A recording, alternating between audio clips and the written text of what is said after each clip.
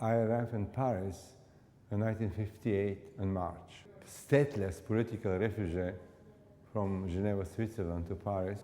Nothing except few connections to find place to live or to work, to do my things. Well, already I did small counts in Geneva, Switzerland. I find maid's room on the top floor in this traditional apartment building built in the 19th century. Another room in another building, I have my studio. It was very small, maid's room. You can see an historical photograph of that.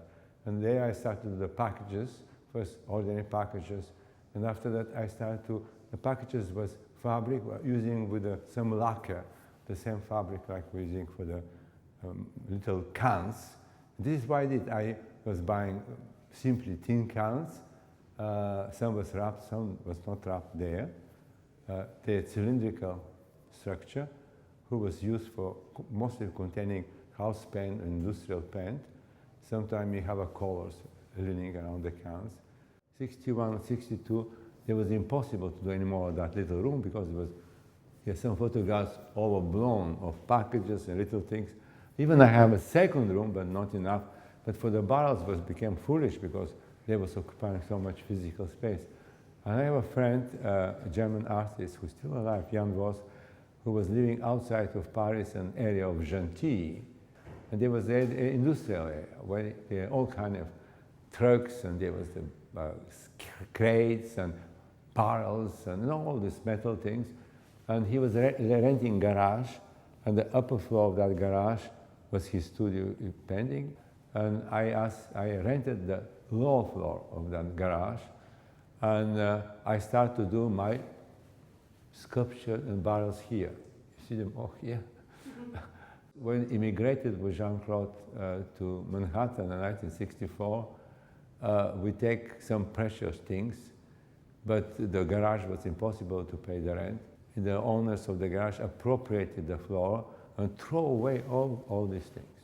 They're all gone in the River Seine or thrown away somewhere. When you go to the yard of merchant of barrels, you see they build mastaba, because this is how they stack the barrels totally naturally. This is the way to pile barrels with cylindrical, and they created two mastaba. This is why they stack 10 or 50 or 100 barrels when transported. And this is much difficult to stack them vertically because they can can fall down. Stacking horizontally, they secure themselves. That was the summer of 1961. In August, I think it was in August, Berlin Wall was built. I was still political refugee, that very strange United Nations passport. The war was in turmoil, that the Soviet will move again, the World War III will start. I was so scared, I ran right away from Germany back to Paris. And I did that little photo montage here. I can tell you, that photo montage is done by using photograph of the huge war on Cologne exhibition. And I have photograph, I cut it, glue it, actually, see that is glue, rephotograph, here's the text. And of course, there are maps there with the red dot when the wall was built. Now, photograph of that map of Paris. This is Saint-Germain-des-Prés, Cathedral of Saint-Germain. This is Académie Française. This is a full Académie des Beaux-Arts, and this is the small River Visconti. This is the barrels. That was the invitation for the gallery. The map with that red was the invitation, postcard at the gallery. It's very beautiful. I still have some, you see, and a little text explaining that the gallery who have an exhibition of, again, Wall of Barrels, Galerie G, was right here. It was right here, the gallery, and the people whom here can go to that, who will start to be realized around 6 o'clock.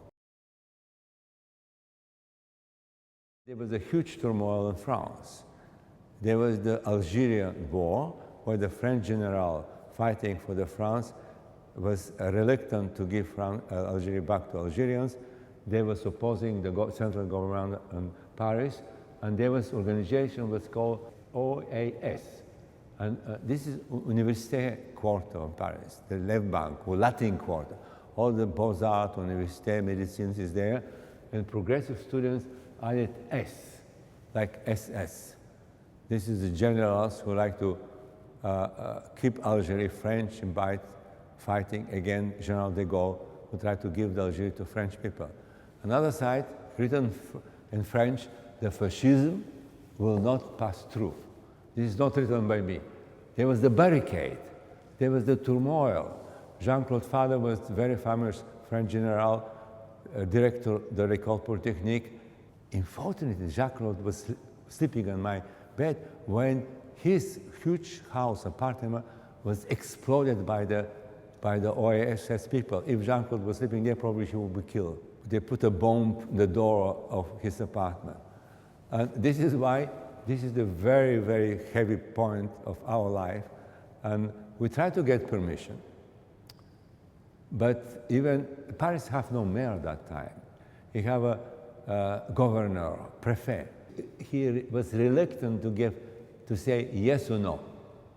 We wrote a letter, we asked permission, we called, we like to be only for 24 hours, and there was no answer. Basically, I was point on point. I was so excited to do the project, I think we'll do it anyway, because I have no answer, and we installed the barrels.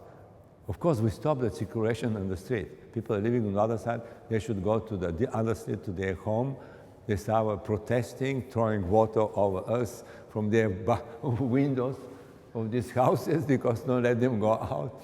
But things stay until almost 3 o'clock in the morning. Or even early, I think the crepuscule come, we go to the police station, we try to, they call us, no, we need to pay a fine, and we promise that we never did it again. Jean-Claude said, how they know? We never did again the same things anyway.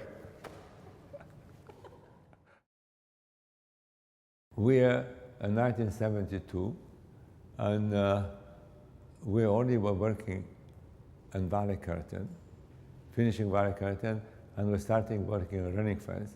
And we had the visit of the French representative to the United Nations in New York, Mr. de Guérengo, and he came to buy something, you know, we showed some drawing sketches, and suddenly he saw the study for the Texas Mastaba, and he said, but what is that? We explained it all, and he, that moment, remember, he was telling us, he was political, very great personality, but you know, you should try to your chances, and the country was just created a year ago, and the Persian Gulf or Arabian Gulf, called United Arab Emirates.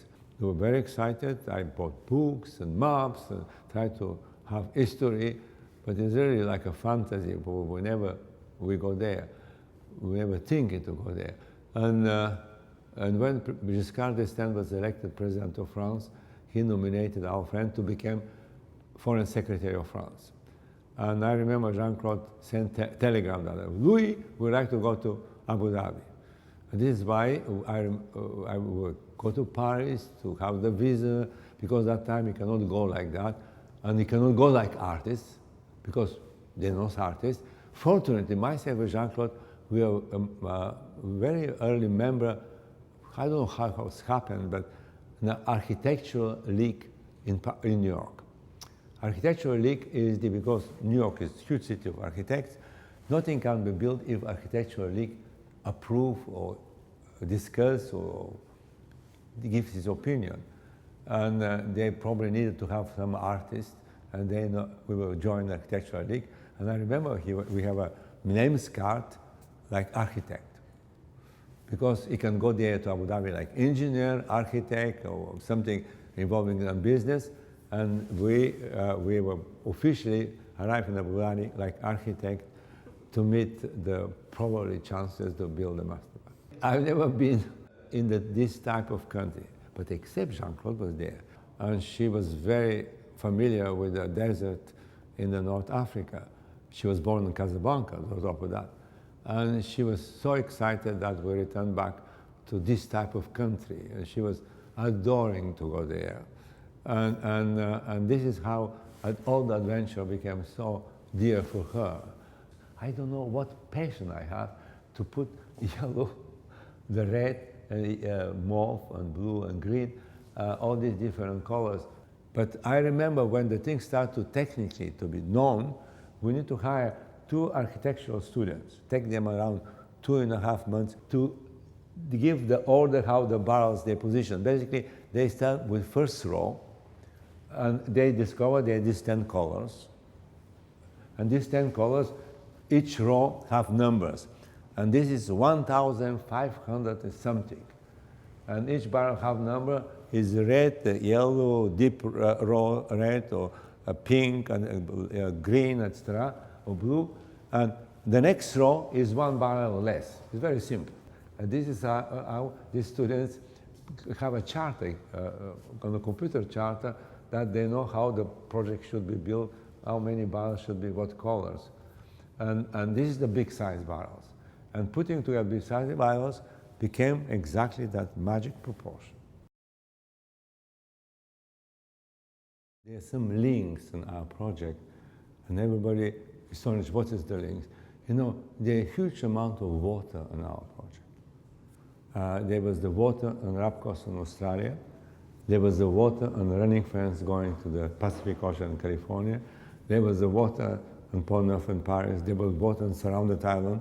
There was water on the Floating Pier.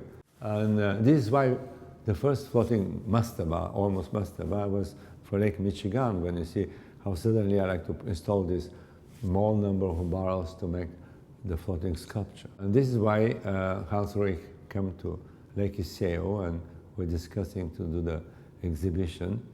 And this is why I will do exhibition, but I know the gallery is very important, but I like to do something more than only tracing in some way our relation with the history of barrels. But myself and Jean-Claude were always reluctant to looking retrospectively on our work.